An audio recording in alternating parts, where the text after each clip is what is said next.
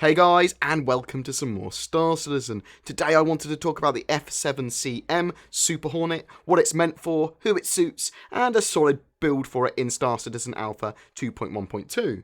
So there were two major builds I tried here. I tried an all neutron cannon NN 13 and 14 build for a super powered short range shotgun build. It doesn't work. It doesn't work with the Super Hornet. The NNs require so much power and generate so much heat that you can't fire very much with it. But it has a more major issue, which it has an extremely short range. And for the Super Hornet, it's not really appropriate. Anyone else that's fighting you will dictate the pace and the range of the battle. Don't repeat my mistakes. Don't try an all NN build.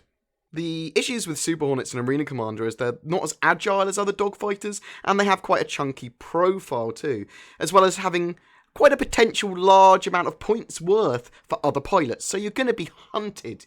You're fighting in a huge range of scenarios in the Super Hornet, and by that I mean that you don't really have the ability to dictate the pace of the battle. That's going to be in whoever else is your fighting hands, unless you're fighting a slower ship or another Super Hornet.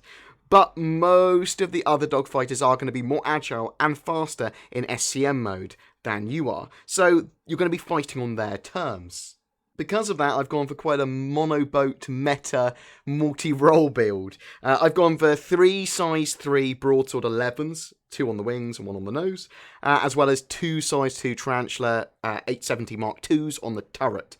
If you're a gimbaled user, then you can change those broadswords for size 3 gimbals, and then put tarantula 870 Mark IIs pretty much everywhere. So, very monoboat, but all these weapons all have the same projectile speed, so all their pips align, meaning that you can fire everything together perfectly. These ballistic weapons allow you to engage at pretty much any range and in any situation. They are extremely meta and very powerful, and you have enough ammo to be able to spam fire without thinking or worrying about your overheating or running out of ammo. It's absolutely great for that. Also, at the moment, you can put other missile mounts on the Super Hornet, so I've put some dual size 2 racks on there and put on 4 Tempest 2 missiles on mine. I really like Tempest 2s, I really like CS missiles.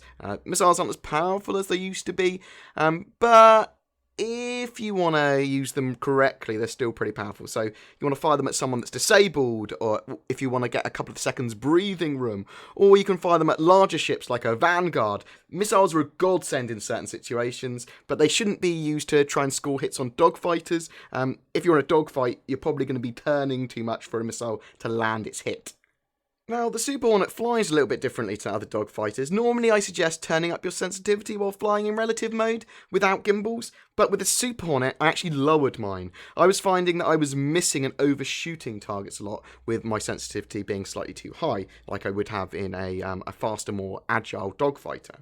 You need to be strafing, moving, evading all of the time in the Super Hornet. Other pilots really want a piece of you. You are tanky. In fact, the Super Hornet has damage reduction from its armour, and it's the best damage reduction in the game, I believe, at the moment. But once your shields are down, you're still very vulnerable.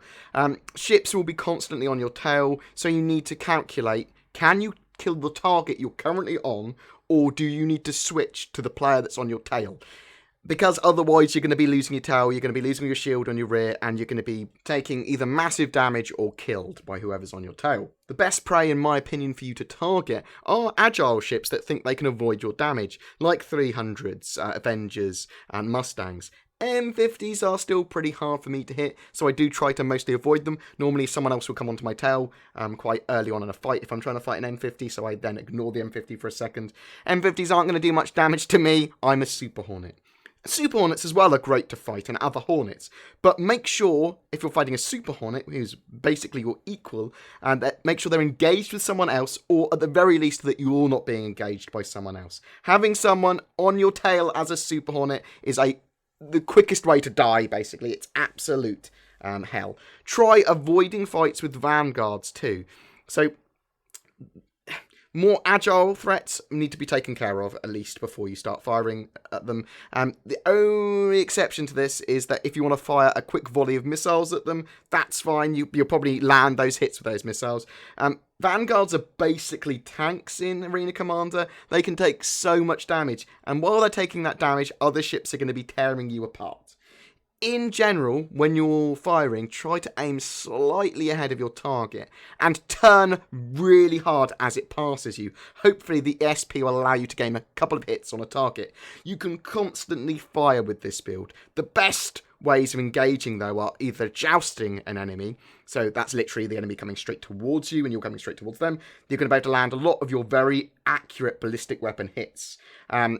And also when they pass you by. If you're in a dogfight or you've just jousted, as the enemy passes you by, they expose a large cross-section of their ship, either at the top or the bottom. It's a big target, and you can quite easily land some hits. If you take loads of damage, go evasive and then eject. But the ideal situation is that you can outlast the damage and then get your shields back up. And that's it. You want your shields back up. You don't need power for your weapons. It's a ballistic build. You can transfer all of your power using 1, 2, and 3. 1's your weapons, 2 and 3 are your engines and shields. So you don't need 1 at all. You press 2 and 3 on your keyboard. You can transfer power to your shields and engines. You can literally have 0 power there. I still have some power there because, I don't know, my brain won't let me remove all the power to my weapons for some reason. Super Hornets are extremely powerful brawlers, though, with lots and lots of guns. But just be aware of their limitations. They are slightly more sluggish, they have got a big profile for being shot at, and they're not invincible. They're worth so many points, people really want to munch on you. Anyway, guys, I hope that helps. Please don't forget to like and subscribe, as well as telling me what you think of this build, what other ships you want me to play with in the future. Also, I've linked all the latest weapon stats in the description for anyone interested, for working out builds and working out what weapons that they want to put on their ships. The main thing with them is, in my opinion, is to try and get the projectile speed the same. That's basically where your pips are going to line up. If they're all the same or very similar, then you're going to have a much easier time aiming. Anyway, guys, I will see you in the verse.